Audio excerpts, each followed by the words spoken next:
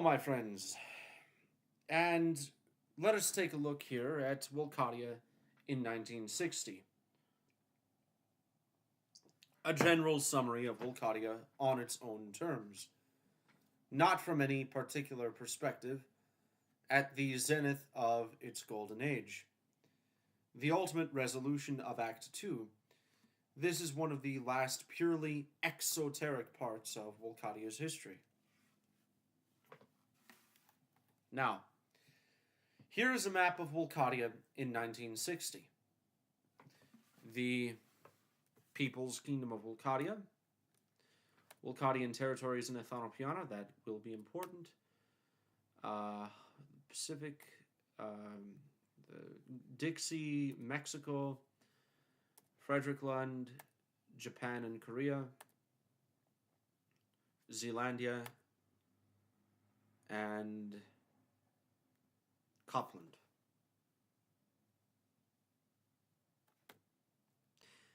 Now here's our flag of Wolcottia. The flag itself is called the Sacred Gear, Yor Selukjarst. The green in the bottom symbolizes its sacred roots to the land, the Alaris dynasty, monarchism, and traditionalism. Blue symbolizes a commitment to prosperity as well as a contrast from the red of communism. And black at the top symbolizes the iron will to liberty. The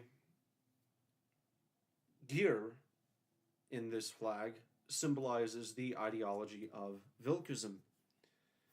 And the four spokes of the gear represent, the gear itself represents progress, modernization. The circular nature of it represents monotheism. The four spokes of the gear represent the four major classes, soldiers, intellectuals, workers, and the nobility. And priests and artists, by the way, are considered a part of the soldier class. And the outer spokes of it are there to, not only to make it a gear, but also to represent the subclasses. So that would be priests, artists, farmers, whatnot.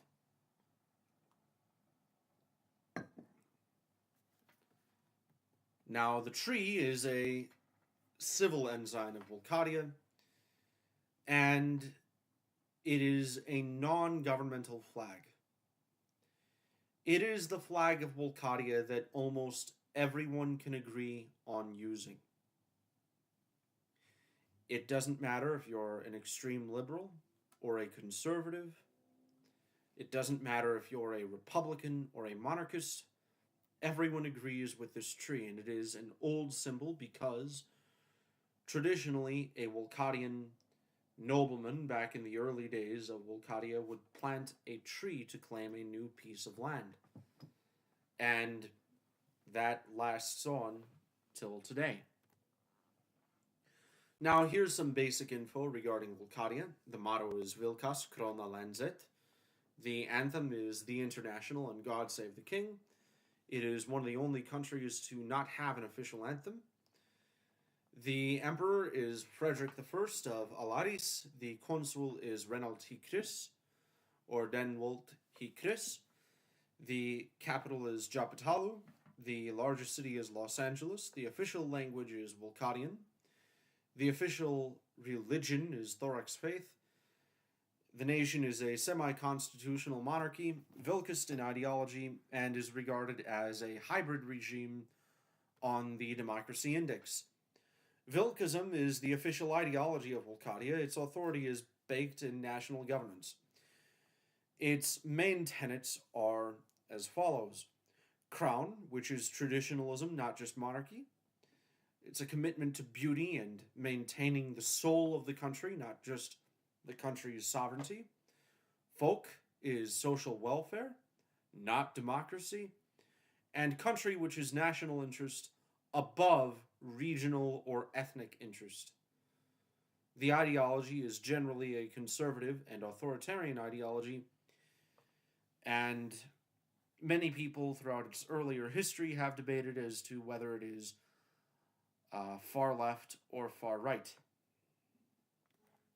But some reformist elements are involved. Now, Thorax faith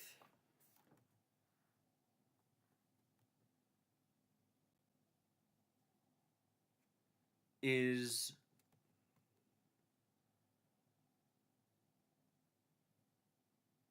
the official religion of Wolcottia, and it is a monotheistic religion that believes in God as one, but it is not necessarily, it is not by definition an Abrahamic faith. Most of these knightly orders, and it is governed in knightly orders that serve people by liturgy rather than by race. While most knights today are not experts in physical combat, they're still soldiers in a spiritual war. The Order of Coronis governs all orders. The Order of Japatalu, Order of Seyatov, and LA.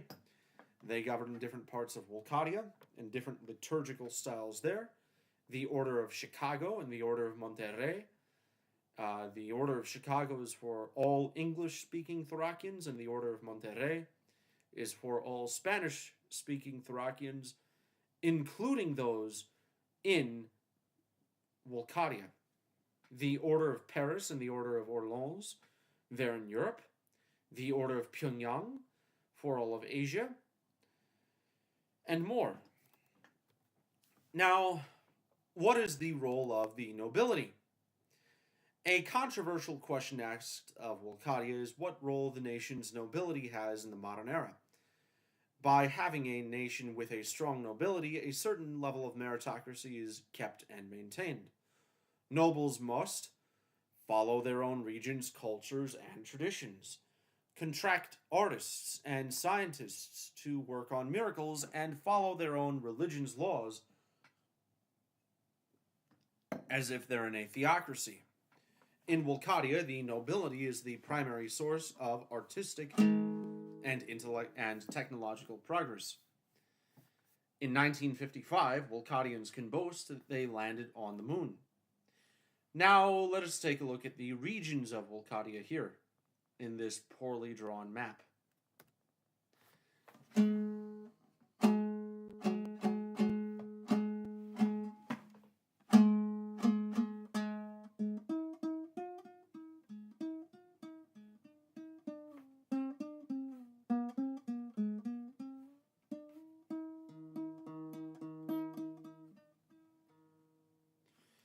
The Pacific Coast is the westernmost and most ethnically diverse region of Wolcottia.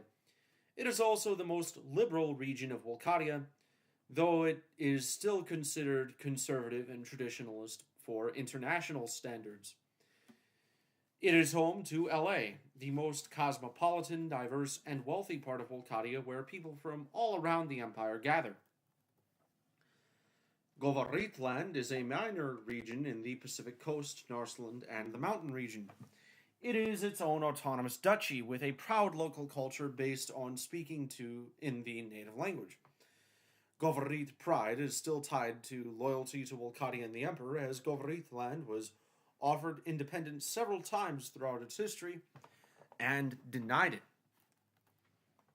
The Great Mountains, or the Rocky Mountains to Canada, is the dominant mountain range in the People's Kingdom. While less ethnically diverse, it is linguistically diverse, with some regions being more diverse than Papua New Guinea. There are small mountain villages in Wolcottia who speak dialects that are not intelligible with the town next door. Now we have Coronis, the religious capital of Wolcottia and the ultimate city in Thorax faith. It is the only city in Wolcottia that is directly theocratic, as most Thracian laws are enforced, and the government of that city, a certain region of that city, is directly governed by Thracian priests. Some consider it Eastern in terms of Wolcottia's regions, but Culturally, it's more part of the mountain region.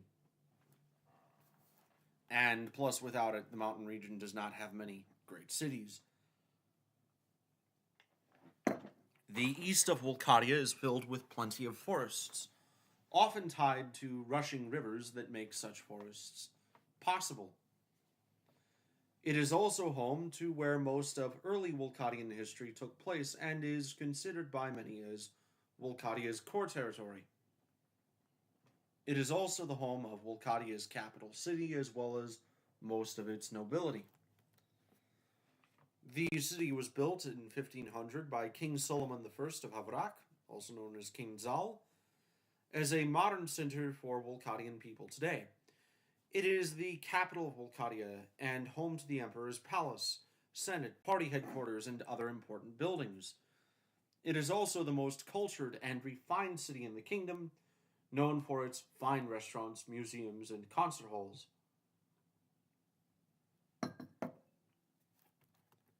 Rochland was originally settled by Americans during the tumultuous war in the 1840s. Of course, it became a Christian stronghold in Wolcottia. Most people here have some ancestry from American settlers, though later immigrants such as the Neoskians, Germans, Swedes, and Finns often outpopulate locals. The city of Veltatia, a large city there, has the largest population of Neoskian Wolcottians. Who are the Neoskians? You'll find that out later. Nafsyria is the smallest region in Wolcottia, home to the Nafsyrians, Slobovians, and Subarans. Their language is similar to Semitic languages, and their climate is akin to a savanna with occasional cold spells. Nafsyria is home to Idzuchal, the ideological capital of Wolcottia, where Olaf Robinson originally created the Wolcottian language. And Vilkism. Now, Northland is the coldest region in Wolcottia, home to an old dispute with the British Empire reclaimed in World War I. The region is majority Govorite, though it is culturally distinct enough due to the presence of Anglos and Wolcottian settlers. In the north lies the Duchy of Alaska, home to the exiled Romanov dynasty and the last remnants of the Russian government before it was overthrown in 1917. Now we witness here Wolcottia's colonial empire. Dixie is an interesting region formed by African Americans during the 1850s. It's often viewed as a part of Wolcottia, sometimes viewed as an independent state. The Kingdom of Mexico, while not technically a colony, was acquired during the 1870s. Today it is known for being the wealthiest nation in Latin America, though it suffers a problem of illegal immigration. The Viceroyalty of Zealandia is Wolcottia's largest colony territorially, and most likely population-wise, though it is chronically undersettled and has no native population. And many people debate why Zealandia has no native population. Now, Copland, Wolcottia's only African colony, was originally settled by a Scandinavian merchant company, but later joined Wolcottia to protect its sovereignty from the British. While most people speak Swedish still, Wolcottia has been ensuring the stable assimilation of migrants from northern African tribes in the region. Frederickland, Wolcottia's Pacific stronghold, remained an economic model of prosperity, though it is plagued by the ongoing problem of cartels. Many of these cartels masquerade as freedom fighters seeking independence for the Philippines specifically. The People's Kingdom of Korea, while technically not a Wolcottian colony, remains subordinate to Wolcottia ideologically. It is the most Thracian country in Asia, with over 40% of the nation following the religion, as converts continue to spread. Japan, through Wolcottia aiding the emperor during the military rebellion in the late 1930s, has adopted a Vilcust government and has a largely apologetic attitude towards Thracians. While the Japanese are proud of their ancient culture, they have largely secularized their rituals. Cuba, while a Wolcottian colony, is the most rebellious one. Negotiations for independence are being made. Now, the final Wolcottian colony, Southern Quarters, will be mentioned later. Now, let us take a look at international diplomacy. Wait, это Putin? Is that Putin?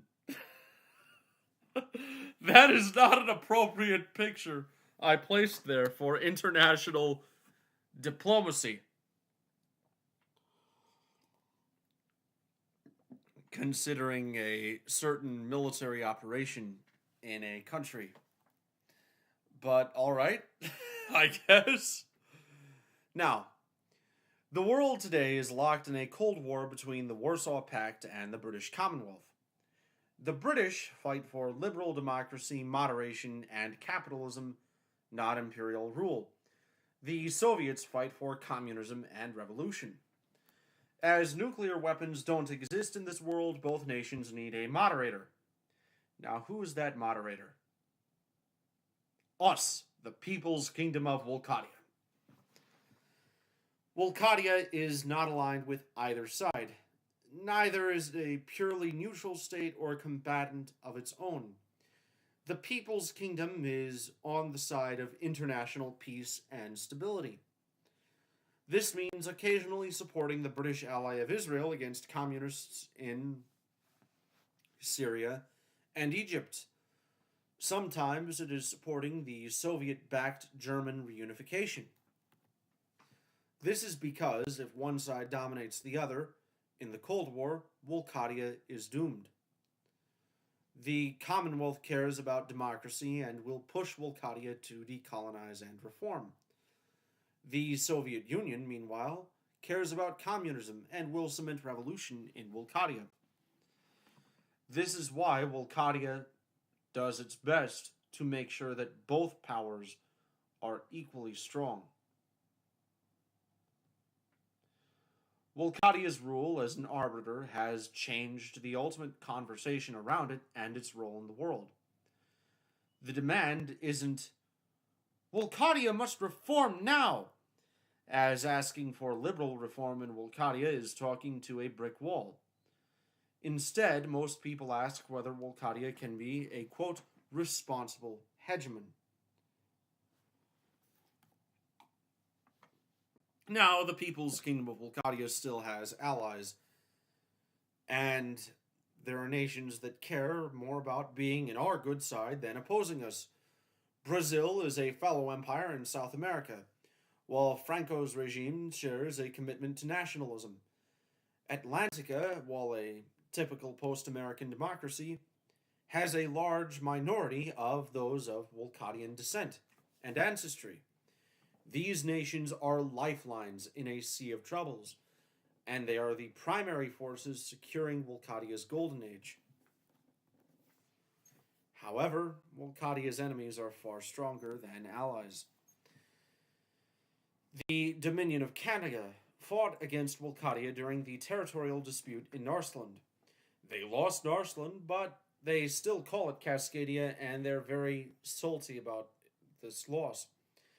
The primary nation driving the UK and British Commonwealth further and further away from close bonds with the People's Kingdom is Canada.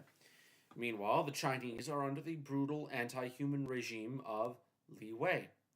Atrocities are fled. Many Chinese fled to the Wolcottian colony of Frederickland to get away from their government. In international concerns, China is consistently opposed to Wolcottia's territorial interests, especially when it comes to maintaining its empire. That's where these people come into play. The Federal Socialist Republic of Ethiopia is the primary enemy of the People's Kingdom due to their revolutionary ideology and territorial dispute with Wolcottia over the southern quarters. the headquarters of Wolcottia's Pacific Territory. Because of this, they are the primary exporter of anti-Wolcottian propaganda, even to the point of siding with China. The southern quarters are Wolcottia's wealthiest yet most diplomatically isolated colony. Most of this land is filled with military bases, though prosperous trading posts ensure connections throughout the Pacific are felt, not just heard. It is a shining gem of Wolcottian prosperity, and that is why it's a target for Athanapiara. In conclusion, the People's Kingdom is not a democracy. It is not a revolutionary state, nor a backwater. It is an empire built on faith in God and love of passion. Its singers sing songs not superfluously, but as stars in the sky above the sunken sinful snakes of the mellow monstrosity of mediocrity. It is the best last nation in the world for those whose souls yearn for God and whose love is truly expressed.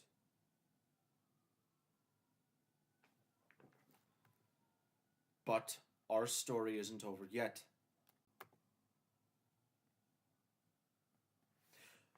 Part 2 is here, the second document.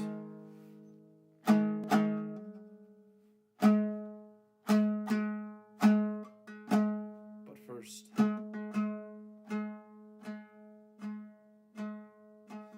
Lord is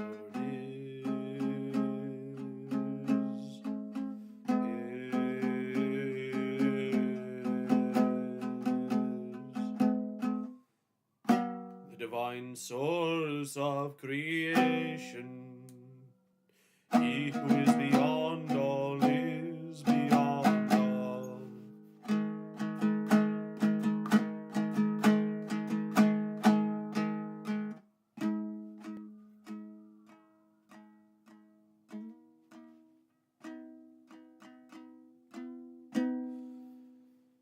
Most powerful, most beautiful, most righteous, most wise.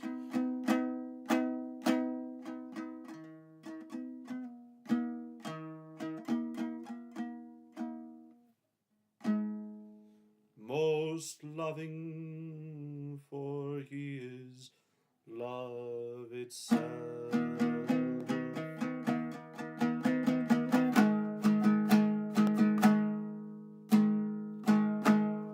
Amen.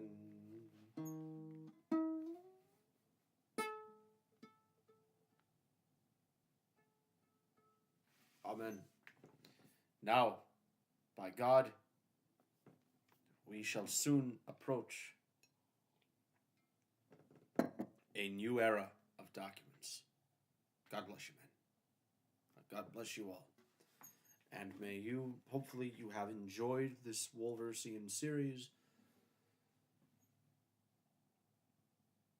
Next episode will be insane.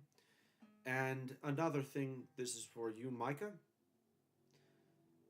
And just for you history buffs, how historical did Part 2 actually feel? Kind of curious there. Well, regardless, the resolution has been made. And I hope you all have a wonderful day.